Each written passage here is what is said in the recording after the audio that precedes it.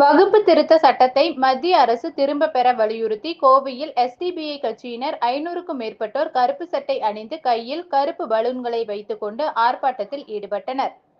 வகுப்பு திருத்த சட்டத்தை மத்திய அரசு திரும்ப பெற வேண்டும் என நாடு முழுவதும் உள்ள இஸ்லாமியர்கள் தொடர்ந்து போராட்டத்தில் ஈடுபட்டு வருகின்றனர். இதன் தொடர்ச்சியாக தினம்தோறும் தமிழகத்தில் எஸ்டிபிஐ கட்சியினர் பல்வேறு கட்ட போராட்டங்களில் ஈடுபட்டு வருகின்றனர்.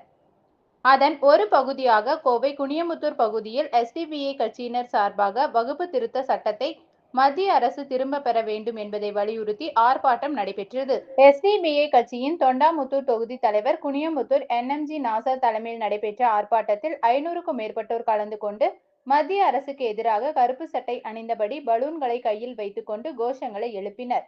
இந்த வகுப்பு சட்டத்தை திரும்ப பெறும் வரை தொடர்ந்து எஸ்டிபிஐ கட்சி சார்பாக போராட்டம் நடத்தப்படும் என தெரிவித்துள்ளனர்.